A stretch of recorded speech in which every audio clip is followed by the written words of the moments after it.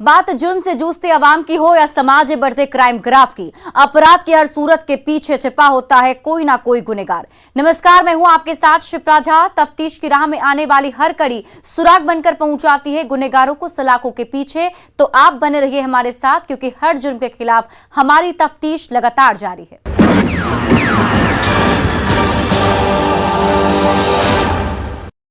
वो बिहार से करीब 1000 किलोमीटर दूर देश की राजधानी दिल्ली में अपने पति की तलाश में आई थी। उसका पति सुखदेव तो उसे नहीं मिला, लेकिन सफर में कल्लू से उसकी मुलाकात हो गई और वो उसका हमसफर बन गया। इस दरमियान दोनों से 3 बच्चे भी हुए, लेकिन कुछ सालों बाद कल्लू की बीमारी से मौत हो गई और वो फिर से तन्हा हो गई और मजबूत कंधे की तलाश करने लगी। इसी बीच उसकी मुलाकात अंजन दास से हुई, जो पहले से शादीशुदा था लेकिन आशिक मिजाज था। कुछ दिनों तक दोनों ने बंद कमरे में मोहब्बत का इजहार किया, फिर दोनों ने शादी कर ली। अंजन पूनम के साथ रहने लगा। पूनम के बेटे दीपक की शादी हो गई। इधर पूनम की बेटी भी जवान हो गई, जिस पर अंजन की गंदी नजर जाकर टिक गई थी। साथ ही साथ दीपक की पत्नी पर भी गंदी नजर रखने लगा, जिसकी भनक पूनम और उसके बेटे को लग गई। उसके बाद दोनों ने मिलकर साजिश रची और आफताब बनकर अंजन के वैसे टुकड़े कर दिए जैसे श्रद्धा का आफताब ने किया था। 6 महीने बाद जब खुलासा हुआ तो दिल्ली पुलिस के होश फाख्ता हो गए। क्या है तीसरे पति के 10 टुकड़ों की कहानी, इस रिपोर्ट में देखिए। दिल्ली में कत्ल की एक और खौफनाक वारदात। 6 महीने बाद कातिल मां बेटे की साजिश बेनकाब। पूनम ने तीसरे पति के शव के किए 10 टुकड़े। फ्रिज में रखी पति अंजन की लाश और मां बेटे ने आफताब बनकर लगाया ठिकाना।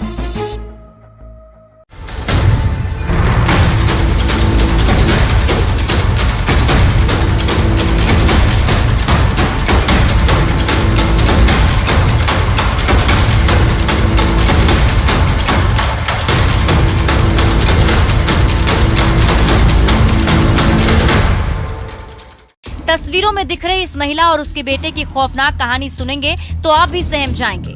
जैसे खुलासे के बाद दिल्ली पुलिस सन्न है, क्योंकि दोनों ने मिलकर बंद कमरे में रिश्तों के पन्नों पर कत्ल की ऐसी डरावनी पटकथा लिखी, जिसकी दास्तान सुनकर पुलिस को आफताब की कहानी याद आ गई। अंतर सिर्फ इतना है कि यहाँ श्रद्धा की जगह तस्वीरों में दिख रही महिला का पति और उसके बेटे का बाप अंजन है। दोनों ने मिलकर ठीक वैसे ही अंजन के टुकड़े किए जैसे आफताब ने श्रद्धा के टुकड़े किए और लाश फ्रिज में रख दिया था। वैसे ही मां बेटे ने मिलकर पहले अंजन के घर के बंद कमरे में 10 टुकड़े किए और फ्रिज में रख दिया, ताकि बदबू न आ सके और आसपास के लोगों को कत्ल की भनक न लगे। फिर मां बेटे ने मिलकर शव के टुकड़ों को दिल्ली के पांडव नगर इलाके के अलग अलग जगहों पर ले जाकर फेंक दिया। अंजन दास हत्याकांड मामले को श्रद्धा हत्याकांड मामले का पार्ट 2 कहा जा रहा है, क्योंकि इस मामले में स्क्रिप्ट वही है, सिर्फ किरदार अलग अलग हैं। जिस तरह से इस मामले की अगर बात करें, जिस तरह से श्रद्धा हत्याकांड मामले में हत्या करने के बाद शव के कई टुकड़े किए गए, उसके बाद उसे फ्रीज में छुपाया गया था, इस मामले में भी देखा गया कि अंजन दास के शव हत्या करने के बाद उसके शव के कई टुकड़े किए गए और उसके बाद उसे फ्रीज में छुपा दिया गया। और जो खोपड़ी थी उसको उन्होंने, ताकि वो ना मिल जाए, उसको गाड़ने की थोड़ा सा गड्ढा बना के उसको उसमें गाड़ दिया। तो कुल मिला के करीब 8-10 इन्होंने टुकड़े किए उसके। 8-10 बार इन्होंने उसको जाके अलग अलग जगह पे डाला ताकि कोई कनेक्टिविटी ना हो। 6 महीने की तलाश और जांच के बाद पुलिस ने इस मामले का खुलासा किया और इस मामले में मृतक के बेटे और उसकी पत्नी को गिरफ्तार किया। दिल दहला देने वाली इस हत्या को लेकर पुलिस ने जो खुलासे किए हैं वो हैरान कर देने वाला है। पुलिस का कहना है कि 30 मई 2022 को अंजन दास नाम के शख्स का मर्डर हुआ था। अंजन दास को पहले नशे की गोली खिलाई गई। गोली खाने के बाद अंजन दास बेहोश हो गए। इसके बाद अंजन की पत्नी और बेटे ने उसका गला काट दिया। अंजन की हत्या के बाद उसके शरीर के 10 टुकड़े किए। शरीर के टुकड़ों को फिर घर के फ्रिज में छिपा दिया। एक एक कर आरोपियों ने इन टुकड़ों को ठिकाने लगा दिया।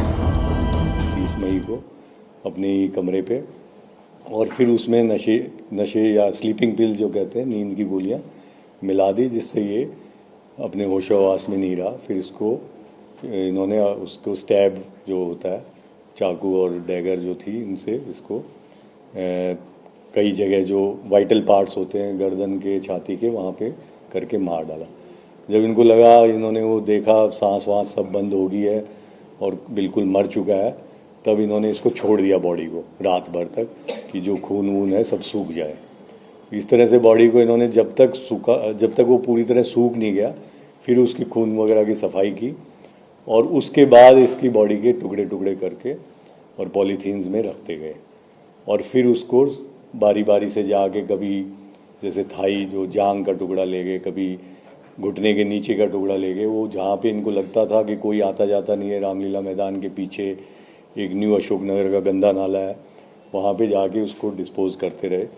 खास बात यह है कि देश की राजधानी दिल्ली के पांडव नगर इलाके के जिस बिल्डिंग में ये परिवार रहता था वहां के लोगों को भी इस कत्ल की भनक तक नहीं लगी। सबसे पहले ये मामला तब सामने आया जब 5 जून 2022 को पांडव नगर के चांद सिनेमा के पास फेंके गए शरीर के एक टुकड़े से उठ रहे बदबू की किसी ने पुलिस को खबर दी। इसी खबर के बाद पुलिस ने इन टुकड़ों की जांच शुरू की। 5 जून को पुलिस को रामलीला मैदान में कुछ बॉडी पार्ट्स मिले। इसके 3-4 दिन तक मैदान में बॉडी पार्ट मिले थे। उसके बाद पुलिस ने मामला दर्ज किया। तब ये केस पुलिस के लिए बिल्कुल ब्लाइंड था। पुलिस ने पहले शव की पहचान करने की कोशिश की लेकिन कुछ पहचान नहीं हो पाई। इस केस में कोई मदद नहीं मिल पा रही थी। दिल्ली पुलिस लगातार इस मामले में जांच में जुटी थी।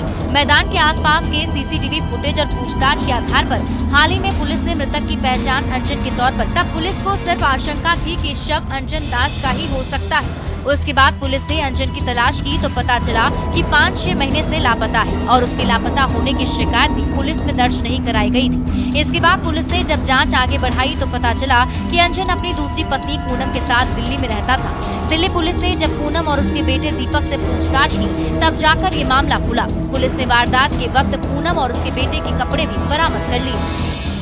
श्रद्धा हत्याकांड मामले को मई महीने में अंजाम दिया गया था और अंजन दास हत्याकांड को भी मई महीने में अंजाम दिया गया था। इस मामले पर जैसे जैसे तफ्तीश का दायरा आगे बढ़ता जा रहा था, क्राइम ब्रांच को कोई भी सुराग नहीं मिल रहा था। लेकिन इसी बीच में एक टेक्निकल सर्विलांस के जरिए एक महत्वपूर्ण जानकारी मिली। उसके बाद क्राइम ब्रांच की टीम ने इस हत्याकांड मामले में बड़ा खुलासा करते हुए दोनों आरोपियों को गिरफ्तार कर लिया। हल्का सा सुराग लगा कि अंजन दास नाम का व्यक्ति दिखाई नहीं पड़ रहा। उस अंजन दास की जब हम गहराई में गए तो पता चला वो तो यहाँ का रहने वाला नहीं है, लेकिन वो कल्याणपुरी का रहने वाला है। कल्याणपुरी में जाके जब हमने चेक किया तो वहाँ पे पूनम मिली जिसके साथ वो रहता था और दीपक जो पूनम का लड़का। इन्होंने ये बताया कि ये तो बहुत दिन से चला गया कहीं छोड़ के और अभी आगे हमारे पास कोई इसका अता पता नहीं है। लेकिन हमारे जो इन्वेस्टिगेशन में एक जो बहुत अच्छी बात आई कि हम वो कपड़े इनसे रिकवर कर लिए हमने इनके यहाँ से जो इन्होंने पहने हुए हैं सीसीटीवी। उससे हमारे को बिल्कुल पुख्ता हो गया कि ये मर्डर इन्होंने ही किया है। अंजन दास की हत्या के बाद जितनी हैरान कर देने वाली है, घर के रिश्तों की कहानी भी उतनी हैरान करने वाली है, जिसे समझने के लिए थोड़ा फ्लैशबैक में चलना पड़ेगा। पुलिस की माने तो बिहार की रहने वाली पूनम की शादी 13 साल की उम्र में सुखदेव के साथ हुई थी। दोनों को एक बच्चा भी हुआ था, लेकिन सुखदेव बाद में पूनम को छोड़कर दिल्ली आ गया। पूनम भी उसकी तलाश में दिल्ली आई। यहाँ पूनम को सुखदेव तो नहीं मिला, लेकिन उसकी नजदीकी कल्लू से बढ़ गई। दोनों ने शादी कर ली। दोनों के 3 बच्चे हुए। इनमें आरोपी दीपक भी शामिल है। 2016 में कल्लू की बीमारी से मौत हो गई। इसके बाद पूनम अंजन के साथ रहने लगी और 2017 में दोनों ने शादी कर ली।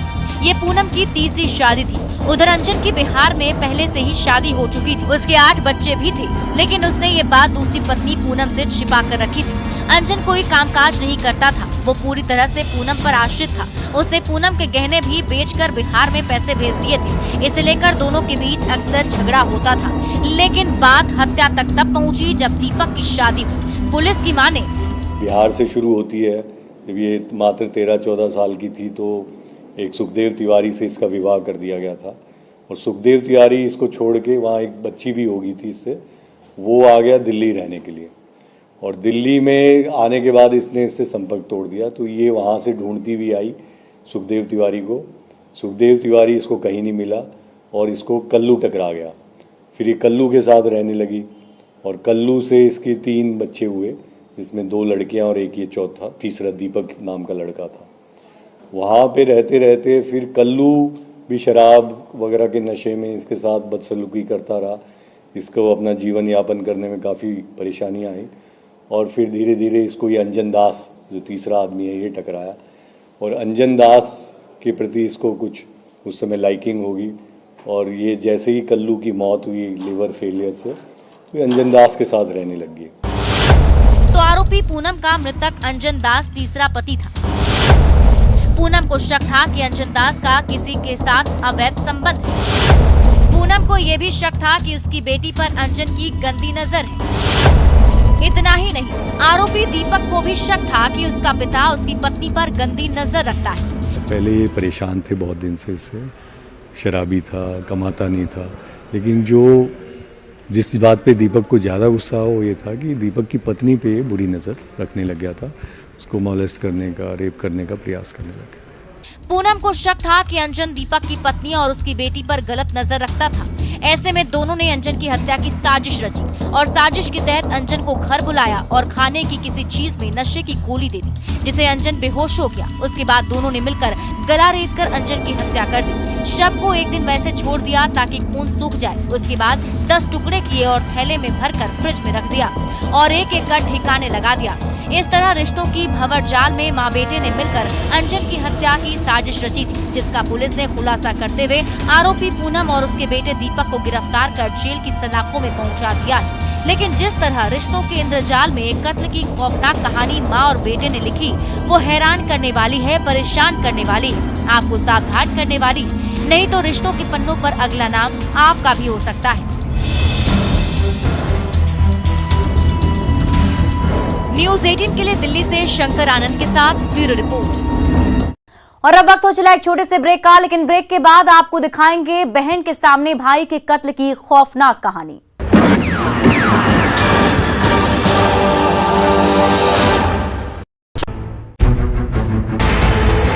दिल्ली के महरौली इलाके में हुए श्रद्धा हत्याकांड में रोज नए खुलासे हो रहे हैं। इस बीच जानकारी ये मिल रही है कि साल 2020 में श्रद्धा ने मुंबई पुलिस को चिट्ठी लिखकर आफ्ताब की शिकायत की थी। श्रद्धा ने कहा था कि आफ्ताब मुझे जान से मारकर मेरे टुकड़े करने की धमकी देता है। चिट्ठी में श्रद्धा ने लिखा था कि आफ्ताब ने उसे बुरी तरह पीटा था, जिसके बाद उसको अस्पताल में भर्ती कराना पड़ा था। इसके बाद दोनों का ब्रेकअप हो गया था। मुंबई पुलिस को लिखी चिट्ठी में श्रद्धा ने ये कहा था कि आफ्ताब सुसाइड करने की धमकी भी देता था, जिससे वो डर जाती थी। हालांकि बाद में श्रद्धा ने आफ्ताब से माफी मांग ली थी, जिसके बाद दोनों फिर से साथ रहने लगे थे।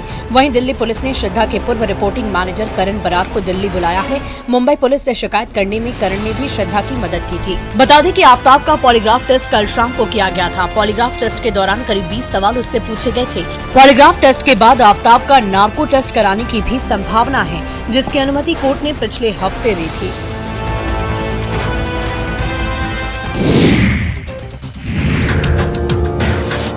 प्यार के लिए इस युवती ने धर्म के सारे बंधन ही तोड़ दिए और अपने हिंदू प्रेमी संग 7 फेरे लिए। लेकिन अब शादी के बाद प्यार के दुश्मन इन्हें जान से मारने की धमकी दे रहे हैं।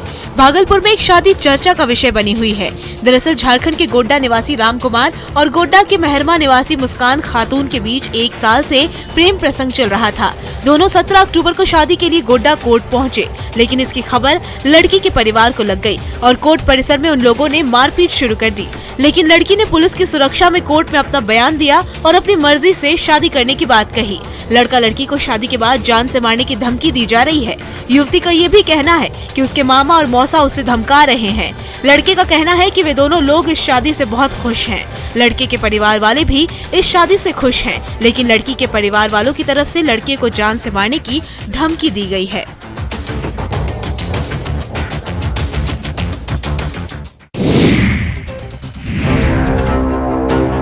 प्यार में पड़े इस जोड़े को देखिए, जिन्होंने समाज के सामने शादी की। और हैरानी की बात तो ये है कि युवक की प्रेमिका पहले से ही शादीशुदा है, लेकिन शादी के बाद भी प्रेमिका चोरी छुपे अपने प्रेमी से मिलती रही। इश्क की खबर तो जमाने को लग ही जाती है। दरअसल छपरा में एक अनोखा मामला सामने आया, जहां पति से मिलने आए प्रेमिका को उसके पति ने पकड़ लिया और दोनों की शादी करा दी।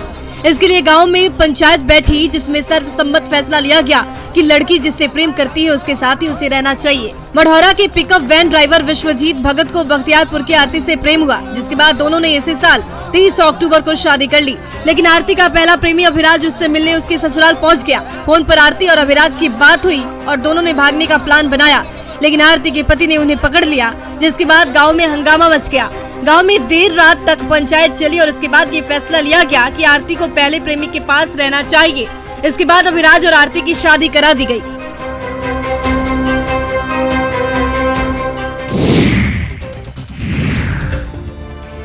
पापी पेट का सवाल है साहब। मजबूरी उम्र नहीं देखती है और न ही शारीरिक अपंगता। इस 9 साल के मासूम को देखिए जो बेरहम जिंदगी से दो हाथ कर रहा है और अपने परिवार के भरण पोषण के लिए दिव्यांग पिता को ठेले पर बिठाकर सेब बेचने निकल जाता है। इस बच्चे की उम्र भले ही कम हो पर इसके कंधों पर जिम्मेदारियों का बोझ है। ये मासूम भी बिना किसी शिकायत के अपने परिवार को पालता है। जिन हाथों में किताब होनी चाहिए, मजबूरी ने इन हाथों में ठेले थमा दिए। दरअसल भागलपुर से एक बेहद मार्मिक तस्वीर सामने आई है, जहां एक 9 साल का बच्चा अपने दिव्यांग पिता को ठेले पर बिठाकर फल बेचता दिखाई दे रहा है। भागलपुर के इशाक चक के 12 नंबर गुमटी के पास रहने वाला ये बच्चा दिव्यांग पिता और परिवार का भार उठा रहा है। आमिर पढ़ने की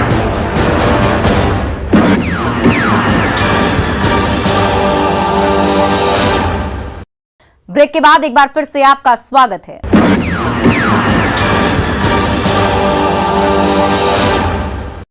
मोतिहारी में आपसी वाद में बीच बचाव करना एक युवक को महंगा पड़ गया और आरोपियों ने उसकी बहन के सामने ही चाकू मारकर कत्ल कर दिया, जिसके बाद से परिवार में कोहराम मचा हुआ है और पुलिस मुख्य आरोपी को गिरफ्तार कर पूछताछ कर रही है। क्या है बहन के सामने भाई के कत्ल की पूरी कहानी, इस रिपोर्ट में देखिए। बहन के सामने भाई का कत्ल।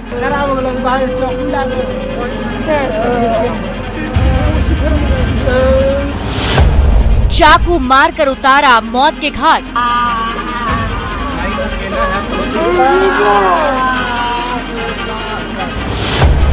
हत्या के बाद परिवार में हाहाकार।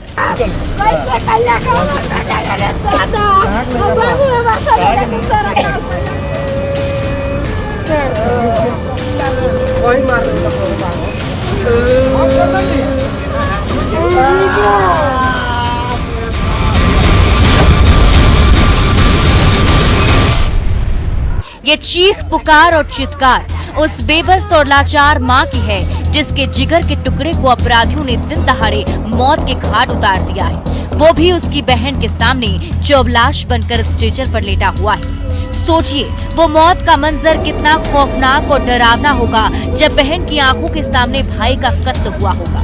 वो कितनी तड़पी होगी, जान बचाने की जद्दोजहद की होगी, भाई की जिंदगी की भीख मांगी होगी, जिसकी दास्तान सुनकर आप भी सहम जाएंगे। जैसे उस खौफनाक मंजर को खामोश होकर खौफ भरी निगाहों से ये लोग देख रहे हैं।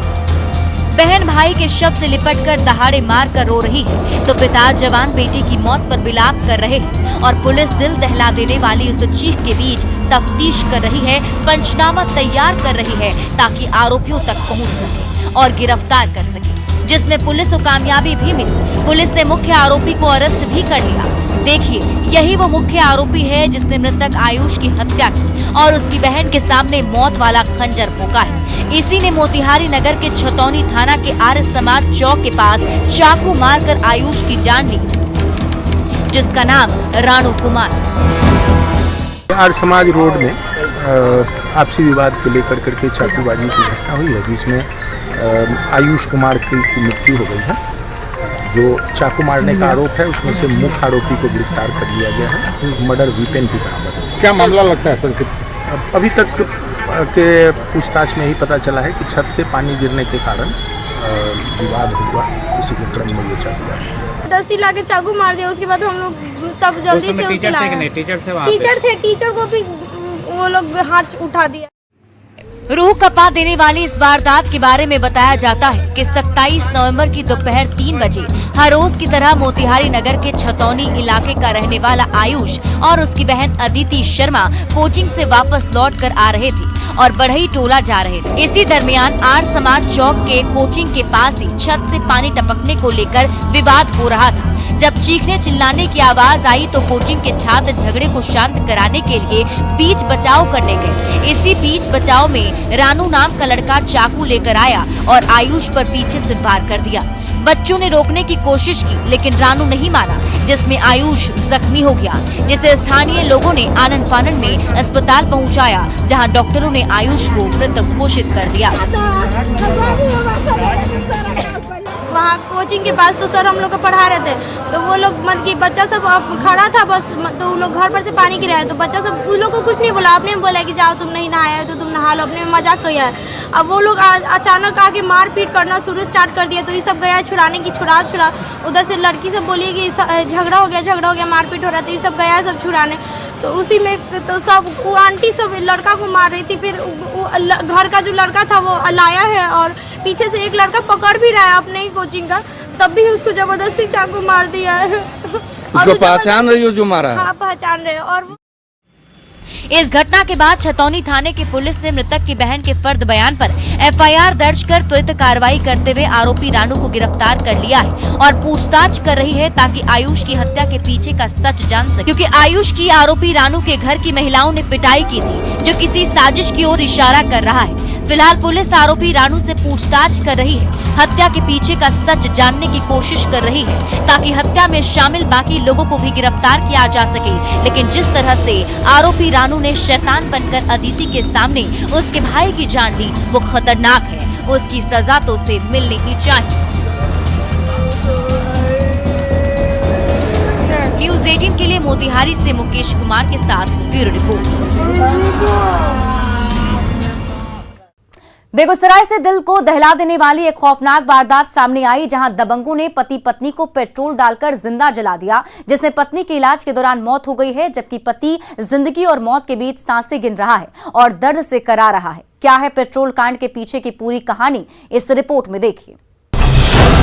दबंगों की पेट्रोल वाली साजिश से कोहराम, दुकान में बैठे पति पत्नी को जिंदा जलाया, इलाज के दौरान पत्नी झालों की गई जान, खतरे में पति संजय की सांस।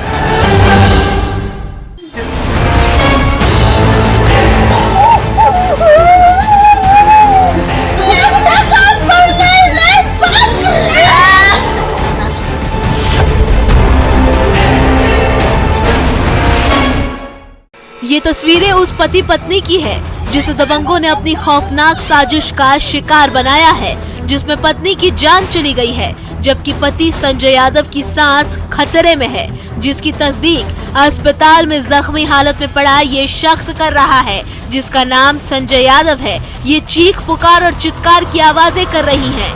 मौत की आगोश में सोई झालों की लाश कर रही है, जिसे दबंगों ने पेट्रोल छिड़ककर जिंदा जला दिया है, जिसके बाद से परिवार में खौफ का माहौल कायम है और इलाके में सनसनी फैली हुई है। और पति चीख चीख कर कह रहा है कि रमेश ने पेट्रोल छिड़ककर जिंदा जला दिया है, जिसके फर्द बयान पर चकिया थाने की पुलिस ने एफआईआर दर्ज कर मामले की जांच शुरू कर दी है और शैतान रमेश और उसके परिजनों की गिरफ्तारी के लिए जगह जगह खाक छान रही है, लेकिन आरोपियों का अब तक कोई सुराग हाथ नहीं लगा है।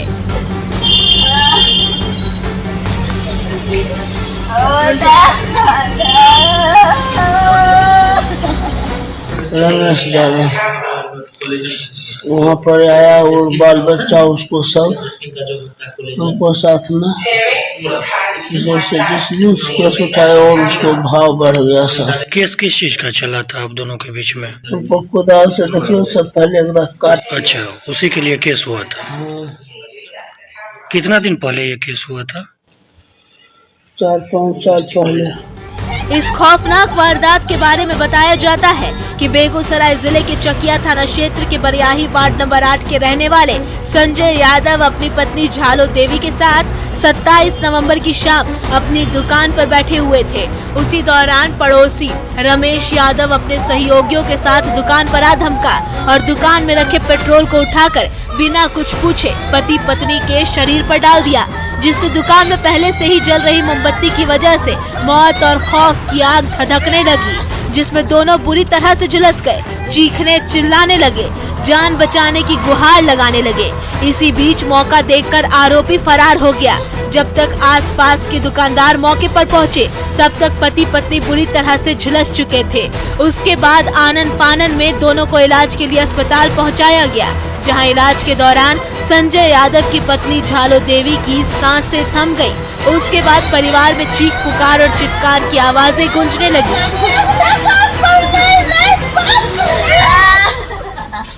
सब हुआ सर जी, पहले से हमको उसको साथ में टंट होता था। पहले देखिए सर, यहाँ काट दिया था कुदाल से। वो समाज के बात से मानकर हम कंप्रोमाइज लगा दिए।